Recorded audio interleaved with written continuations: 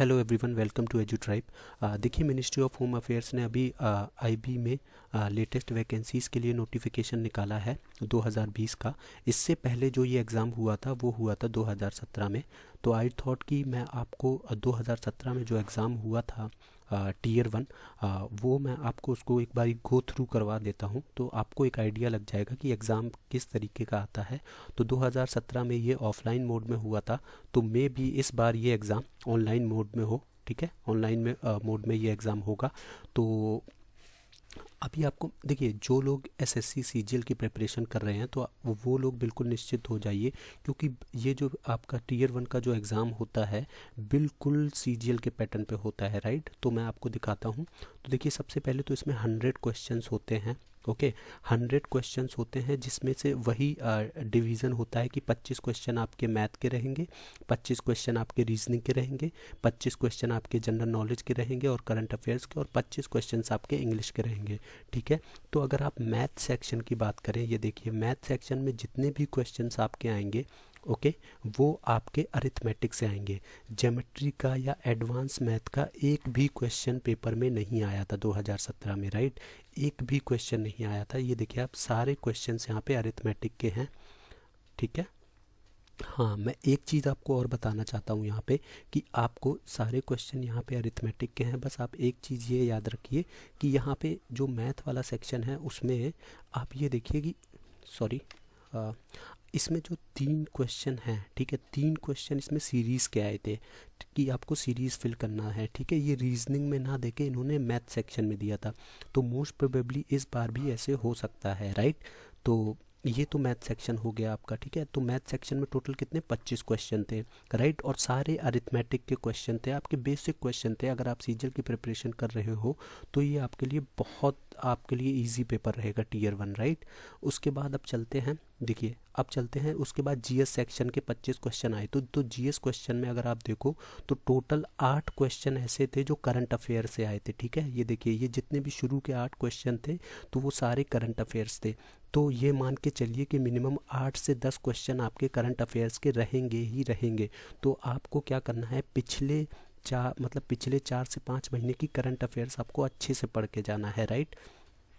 उसके बाद फिर इसमें कुछ क्वेश्चन बेसिक क्वेश्चंस थे, साइंस से क्वेश्चन थे, 1-2 क्वेश्चन देखिए साइंस से थे, राइट, ये साइंस से थे क्वेश्चन, और कुछ कंप्यूटर से क्वेश्चन थे। ठीक है, 1-2 क्वेश्चन कंप्यूटर से थे, बाकी हिस्ट्री से भी 1-2 क्वेश्चन रहे थे।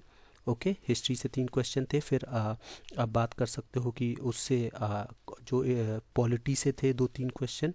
ठीक है, तो टोटल 50 क्वेश्चन तक आपकी जनरल नॉलेज और मैथ थी।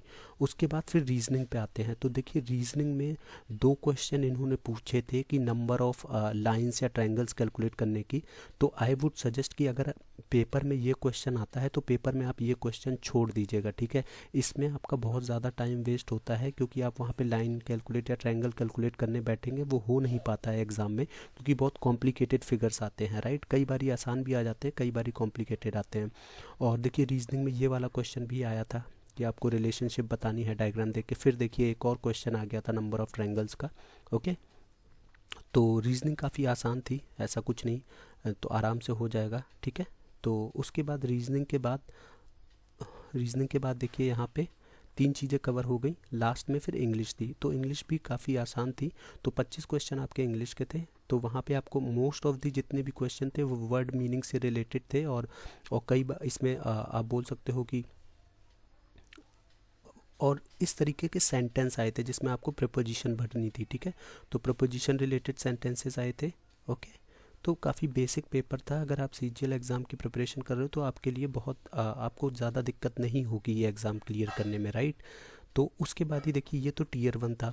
उसके बाद जो टीयर 2 एग्ज़ाम हुआ था वो 50 मार्क्स का हुआ था, राइट, 50 मार्क्स का हुआ था। तो उसमें जो ऐसे आया था वो आपको 400 वर्ड्स में लिखना था, और वो 30 मार्क्स का था ऐसे। तो जो पिछली बार ऐसे के जो टॉपिक थे वो थे सोशल मीडिया के ऊपर आपको बताना था, और फिर बताना था do you agree that next world war will be fought over water unless we change the way we manage it, justify और कंटेंशन, और there is no honour in honour killing. ठीक है, तो ये बेसिक जनरल टॉपिक आए थे आपके ऐसे लिखने के लिए। फिर एक पैराग्राफ था, आप बोल सकते हो कि कॉम्प्रीहेंशन था, उसको पढ़ के आपको क्वेश्चंस करने थे। हर क्वेश्चन 2 मार्क्स का था। ओके। तो इस तरीके से आपके 5 क्वेश्चन थे 10 मार्क्स के। तो 30 मार्क्स का ऐसे था, 10 मार्क्स का ये पैरा था और 10 मार्क्स का आपका प्रिसाइज आया था। तो ये टीयर 2 था। फिर इसके बाद एक इंटरव्यू शेड्यूल हुआ था कि जिन्होंने ये दोनों एग्ज़ाम क्लियर कर दिए थे, टीयर 1 और टीयर 2, उनके लिए फिर इंटरव्यू शेड्यूल हुआ था, तो उसके भी मार्क्स थे। और फिर फाइन लास्ट में मेरिट लिस्ट। और इसमें कोई भी कंप्यूटर एग्ज़ाम नहीं हुआ था। ओके।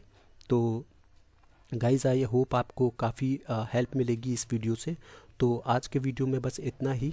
आगे के वीडियो में मैं और इस तरीके के पेपर लेके आऊँगा। तो गाइज़ थैंक यू।